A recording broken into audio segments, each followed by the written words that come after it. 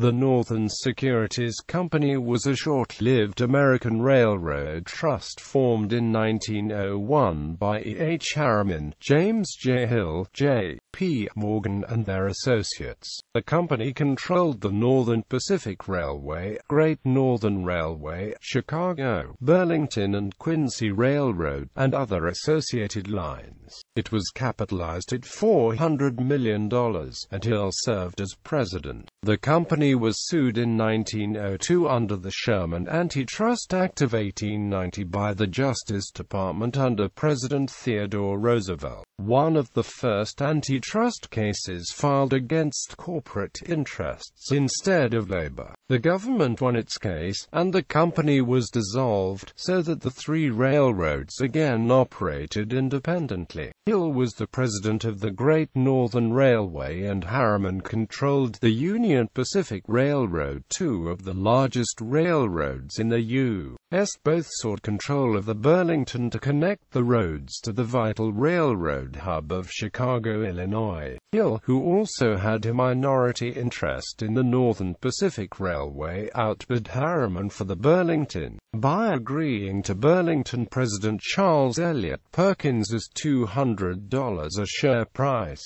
Together, the Great Northern and the Northern Pacific assumed control of nearly 100% of the Burlington's outstanding stock. Knowing that the Northern Pacific controlled almost 49.3% of the Burlington stock, Harriman launched a stock raid against the Northern Pacific. Control of the Northern Pacific would allow him to appoint directors to the Burlington, which could then be forced to treat Harriman's Union Pacific favorably in business matters. Harriman's stock raid in May 1901 led to the Northern Pacific corner. Speculators had sold shares that they did not own, and were now desperate to purchase shares at any price. Some shares reportedly sold at $1,000.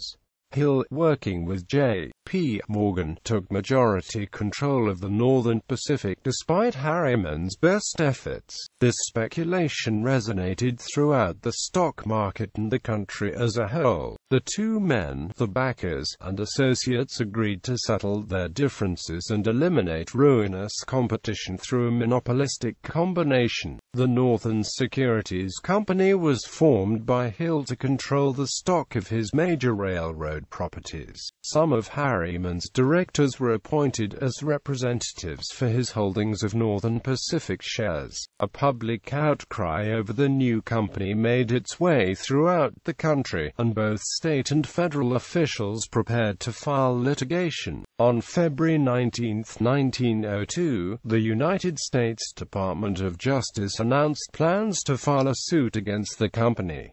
When approached by J. P. Morgan to settle the issue in private, President Roosevelt refused. He later remarked, "Mr. Morgan could not help regarding me as a big rival operator who either intended to ruin all his interests or could be induced to come to an agreement to ruin none." Quote. Although Roosevelt still believed that trusts were not always bad for society, he could not bear to feel treated as just another rival operator. The suit continued. The Justice Department won the suit and the company was dissolved according to the 1904 Supreme Court ruling in Northern Securities Co. v. United States case, decided 5-4.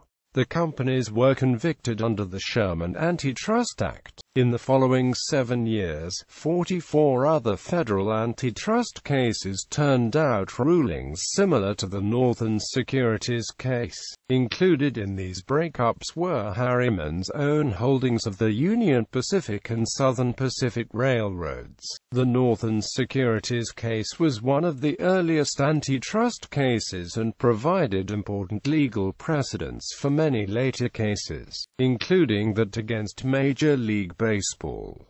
In 1955, the Northern Pacific and Great Northern renewed talks at merger. The Supreme Court approved the merger, and as a result, the Great Northern, Northern Pacific, Chicago, Burlington and AMP, Quincy, and the Spokane, Portland and Seattle Railway merged on March 2, 1970, to form the Burlington Northern Railroad.